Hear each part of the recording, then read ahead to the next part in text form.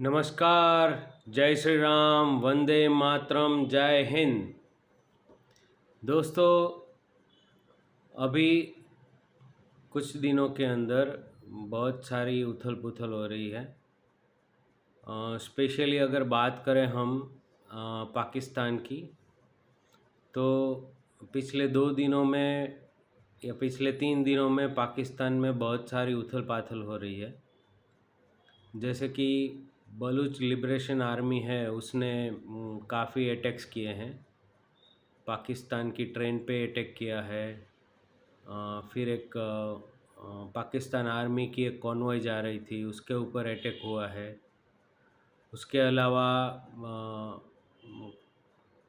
हाफिज़ सईद, या उसका एक साथी था, बहुत क्लोज था हाफिज़ सईद के साथ, कत्ल करके है कुछ नाम, तो उसके ऊपर भी अटैक हुआ है, उसको मार डाला है। तो इस तरह के बहुत सारे अटैक्स हो रहे हैं पाकिस्तान के अंदर। दोस्तों, जियोपॉलिटिकली बात करें तो मुझे लग रहा है 2025 से 2030 का जो समय है, ये 5 साल, आने वाले 5 साल का समय, वो काफ़ी इंटरेस्टिंग रहने वाला है। और अगले 5 साल के अंदर दुनिया में काफ़ी सारी उथल पाथल हो सकती है। स्टॉक मार्केट के संदर्भ में अगर मैं बात करूं, तो अगर आपको सेफ इन्वेस्टमेंट करनी है स्टॉक मार्केट में, और आपको रिटर्न्स भी अच्छे चाहिए स्टॉक मार्केट के अंदर, तो मेरे हिसाब से आने वाले 5 सालों के अंदर सबसे बढ़िया जो सेक्टर रहने वाला है नंबर 1 पे, वो मेरे ख्याल से डिफेंस सेक्टर रहेगा। डिफेंस सेक्टर अगले 5 साल में जो रिटर्न्स बना के देगा ना, वो ऐसे रिटर्न्स आपको और कहीं नहीं मिलेंगे। और दूसरा मुझे लग रहा है FMCG consumption sector, FMCG and consumption, ये जो सेक्टर है, ये आने वाले 5 साल में अच्छे रिटर्न्स दे सकता है। और तीसरा जो सेक्टर मुझे अच्छा लग रहा है वो है फार्मा। तो ये 3 सेक्टर्स जो है, ये मुझे सबसे बढ़िया लग रहे हैं आने वाले 5 साल के लिए इन्वेस्टमेंट के लिए। और सबसे बेहतरीन सेक्टर है डिफेंस सेक्टर। आप सेफ भी रहोगे और रिटर्न्स भी अच्छे मिलेंगे। ओके, तो ये हो गई स्टॉक मार्केट की बात। हम जियोपॉलिटिकली बात करें तो देखिए, अभी आप ज़रा सा ध्यान दें तो दुनिया में कई जगह पे कॉन्फ्लिक्ट चल रहे हैं। से फॉर एग्ज़ाम्पल, रशिया यूक्रेन का एक कॉन्फ्लिक्ट चल रहा है। दूसरा, इज़राइल हमास का कॉन्फ्लिक्ट चल रहा है। इज़राइल ईरान का कॉन्फ्लिक्ट चल रहा है। अभी हूती के ऊपर स्ट्राइक की है अमेरिका ने। फिर भारत पाकिस्तान का कॉन्फ्लिक्ट तो है ही, वो तो बरसों से चला आ रहा है। इंडिया चाइना चल रहा था, अभी वो ठंडा पड़ा हुआ है, अच्छी बात है। फिर आर्मेनिया और अज़रबैजान का कॉन्फ्लिक्ट चालू है, अभी थोड़ा सा शांत है, लेकिन वो कभी भी फिर से शुरू हो सकता है। मिडल ईस्ट में देखिए तो इराक ले लीजिए, या ईरान ले लीजिए, या सीरिया ले लीजिए, ये बहुत सारे ऐसे मिडल ईस्ट के कंट्री हैं जहाँ पे बहुत कॉन्फ्लिक्ट चल रहे हैं। दूसरा, अगर आप ट्रेड वॉर को देखें, तो जो डोनाल्ड ट्रम्प ने ट्रेड वॉर शुरू किया है, उसमें वो सबके साथ पंगे ले रहे हैं। तो ये जो पंगे लेने की आदत है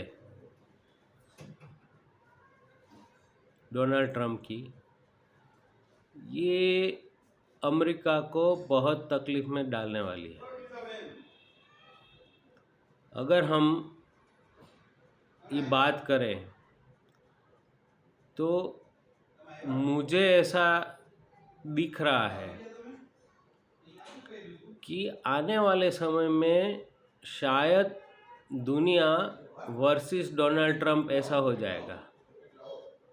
मतलब कि boycott Donald Trump, indirectly boycott America, आने वाले 4 साल के लिए ये हो सकता है। यानी दुनिया के ज़्यादातर देश डोनाल्ड ट्रंप को बॉयकॉट करेंगे। डोनाल्ड ट्रंप को बॉयकॉट करने का अर्थ है बॉयकॉट अमेरिका, क्योंकि डोनाल्ड ट्रंप का जो पीरियड है वो 4 साल का है। तो अगर डोनाल्ड ट्रंप ने नरमी नहीं दिखाई और डोनाल्ड ट्रंप ने इसी तरह से अपना एटीट्यूड रखा और इसी तरह से दुनिया के सारे देशों के साथ उसने पंगे लेना चालू रखा, तो दोस्तों ये मेरी बात समझ लीजिए कि डोनाल्ड ट्रंप वर्सेस पूरी दुनिया, ऐसी सिचुएशन आएगी और इसका खामियाजा भुगतना पड़ेगा अमेरिका को, अमेरिका की जनता को, अमेरिका की पब्लिक को। तो दोस्तों एक और अपडेट आपको दे दूं। अभी कुछ दिन पहले DRDO ने एक हाइपरसोनिक मिसाइल का टेस्ट किया और DRDO का दावा है कि ये जो हाइपरसोनिक मिसाइल है वो आवाज़ से 10 गुना तेज़ गति से उड़ने वाली मिसाइल है।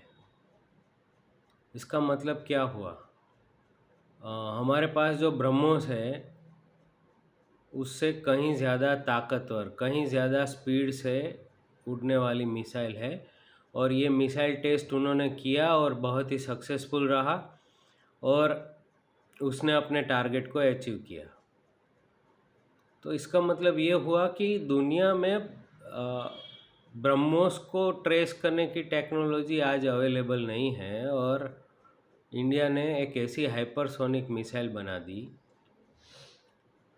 जो आवाज़ से 10 गुना तेज़ गति से फ्लाई करेगी। इसका तो तोड़ अब मुझे नहीं लगता आने वाले 10 साल में किसी के पास होगा। तो इस तरह की टेक्नोलॉजी डेवलप कर रही है इंडिया। दूसरी बात यह है कि ये एक ही तरह की मिसाइल नहीं बनेगी है। मतलब DRDO ने ये जो मिसाइल बनाई है उसके बहुत सारे वेरिएंट्स बनाने वाली है, जैसे कि इंडियन आर्मी के लिए, इंडियन एयरफोर्स के लिए, इंडियन नेवी के लिए, तो अलग अलग तरह के इसके वेरिएंट्स बनेंगे। तो मतलब आप सोचिए कि आप उसको सबमरीन से भी लॉन्च कर सकेंगे, आप उसको नेवी की शिप से लॉन्च कर सकेंगे, आप उसको फाइटर जेट के ज़रिए लॉन्च कर सकते हैं, आप उसको ज़मीन से सरफेस टू सरफेस लॉन्च कर सकते हैं, आप उसको सरफेस टू एयर में लॉन्च कर सकते हैं, आप उसको मतलब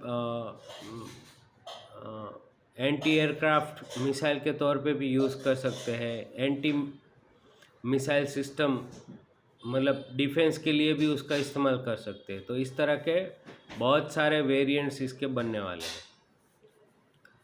दूसरा एक रडार सिस्टम भी डेवलप किया है और वो रडार सिस्टम जो भी डेवलप होते हैं उसमें फिर जब उसका प्रोडक्शन होता है ना तो वो BEL करती है, भारत इलेक्ट्रिकल लिमिटेड, तो उसके थ्रू उसका प्रोडक्शन होता है। बेसिकली सर लोगों को पता नहीं है कि DRDO क्या करती है। DRDO का काम है रिसर्च एंड डेवलपमेंट, R&D का काम है, ठीक है, वो प्रोडक्शन नहीं करती है। DRDO किसी टेक्नोलॉजी को डेवलप करती है और वो फिर किसी कंपनी को वो टेक्नोलॉजी ट्रांसफ़र करती है। जैसे कि भारत इलेक्ट्रिकल है तो उसको रडार की टेक्नोलॉजी देगी, ठीक है, एयर डिफेंस सिस्टम है उसकी टेक्नोलॉजी वो भारत डायनामिक्स को देगी। एग्जांपल दे रहा हूँ। इस तरह से जो भी टेक्नोलॉजी है जो डेवलप होती है वो एक किसी कंपनी को ट्रांसफ़र की जाती है और फिर वो कंपनी उस आर्म्स का प्रोडक्शन करती है। तो इस तरह से काम होता है। तो DRDO का काम है रिसर्च एंड डेवलपमेंट का, तो वो अपना रिसर्च एंड डेवलपमेंट कंटिन्यूस करती रहती है और आने वाले समय में ऐसे ऐसे आपको सरप्राइज़ मिलेंगे, डिफेंस इंडस्ट्री में इंडिया की तरफ से कि आपने सोचा भी नहीं होगा। ठीक है। और डिफेंस सेक्टर में काफ़ी सारी छोटी छोटी कंपनियां भी आ रही है जो काफ़ी अच्छा काम कर रही है डिफेंस सेक्टर के अंदर। जो सपोर्ट जिसको मिलता है पब्लिक सेक्टर जो कंपनीज है उसकी तरफ से, और उसके साथ टाई अप करती है और जॉइंट वेंचर में वो लोग काम करते हैं। हाल ही में आपने सुना होगा कि पहला तेजस मार्क 1 जो फाइटर जेट है वो प्राइवेट कंपनीज के थ्रू उन्होंने तैयार किया है, हिंदुस्तान एरोनॉटिक्स ने। तो इस तरह से आपको नए नए डेवलपमेंट मिलते रहेंगे। तो मेरा मानना है कि आने वाले 5 साल में हमारा जो डिफेंस सेक्टर है ना वो बहुत ही अच्छा करेगा। मैं तो बहुत बुलिश हूँ डिफेंस सेक्टर के ऊपर। उसके अलावा कंजम्पशन एंड एफएमसीजी सेक्टर, और तीसरा सेक्टर है फार्मा। तो इसके ऊपर आप ज़रूर ध्यान रखिएगा। आने वाले 5 साल का इन्वेस्टमेंट मेरा तो फोकस वहीं है कि मुझे लग रहा है कि ये सेक्टर्स काफ़ी अच्छा करेंगे। अब थोड़ा सा और जियोपॉलिटिकल बात कर लें तो दुनिया भर में इतने सारे कॉन्फ्लिक्ट हो रहे हैं। दुनिया भर की इकोनॉमी, जो सारे देश हैं उनकी इकोनॉमी में प्रॉब्लम्स चल रहा है, और उसके विपरीत इंडियन इकोनॉमी जो है वो ग्रो कर रही है, डे बाय डे ग्रो कर रही है। भारत का जो खजाना है वो भी बढ़ रहा है। तो ये खुशी की बात है और अच्छी बात है। और एक मैंने स्टडी किया था एफआई और डीआई के बारे में।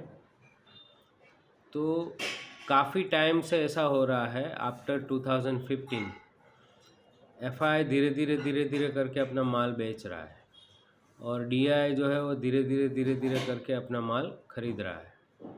तो 2015 के बाद जो भी ग्रोथ आया है मार्केट में, और ख़ास करके 2020-21 मतलब कोरोना के बाद का जो समय आया है, उसमें मार्केट जो अपसाइड पे मूव हुआ है उसमें ज़्यादा कंट्रीब्यूशन डीआई का है। एफआई ओवरऑल नेगेटिव में है, मतलब नेट सेल में है, और डीआई जो है वो नेट बाय में है। तो ये क्या दर्शाता है? ये दर्शाता है कि भारत के लोग फाइनेंशियली स्ट्रांग हो रहे हैं। भारत के लोग म्यूचुअल फंड्स में और यूनिट लिंक इंश्योरेंस प्लान्स में, और मतलब डायरेक्ट और इनडायरेक्ट इक्विटी में इन्वेस्टमेंट बढ़ा रहे हैं अपनी। उसके ज़रिए डीआई का इन्वेस्टमेंट बढ़ रहा है स्टॉक मार्केट में, और भारत की इकोनॉमी अच्छी हो रही है। इससे लोगों की स्ट्रेंथ बढ़ रही है, और इससे मार्केट की भी स्ट्रेंथ बढ़ रही है। और आने वाले आप दिनों में देखेंगे कि हम एफआई पे बिल्कुल निर्भर नहीं रहेंगे। आने वाले 5 साल में ऐसा होगा कि हमें एफआई की कोई ज़रूरत ही महसूस नहीं होगी। हमारी डीआई इतनी स्ट्रॉन्ग हो गई होगी। तो ऐसा मेरा मानना है। और तब एफआई है ना फोमो में आ जाएगी, फियर ऑफ मिसिंग आउट, है ना। उनको आना ही आना है इंडियन मार्केट में, ये कंफर्म है। देखिए कितना भी माल बेच ले अभी, लेकिन वो एक दिन उनको वापस आना ही है, और नेट बाय में वापस आना है। अभी नेट सेलर है वो, उनको नेट बायर बनना ही पड़ेगा इंडियन मार्केट में। उनके लिए कोई ऑप्शन नहीं है, क्योंकि इंडिया की जो ग्रोथ स्टोरी है, और इंडिया में जो रिटर्न्स वो निकालते हैं, ऐसे रिटर्न्स उनको और कहीं नहीं मिलते। दूसरा, अमेरिका की जो स्थिति है, और अमेरिकन मार्केट में ऐसा अभी माना जा रहा है कि हो सकता है आने वाले समय में अमेरिका में मंदी आए। तो वहाँ पर भी वो बुलिश नहीं रह पाएंगे। तो कहाँ जाएंगे? डेफिनेटली वो इंडिया में अच्छा रिटर्न चाहिए तो उनको वापस आना ही पड़ेगा। तो आप चिंता मत कीजिए, एफआई भी वापस आएगा, फिर से पैसा लगाना शुरू करेगा, और इंडियन मार्केट यहाँ से डबल होगा। मैं निफ्टी की बात कर रहा हूँ। अभी 22,500 चल रहा है ना, 45,000 निफ्टी का टारगेट है मेरा आने वाले 5 साल में। 2030 तक निफ्टी आपको दिखेगा 45,000। ये मेरा कैलकुलेशन है, मेरा ऑब्जर्वेशन है, मेरा स्टडी है, मेरा प्रिडिक्शन भी है। ठीक है दोस्तों, अलविदा, all the very best, thank you, जय हिंद।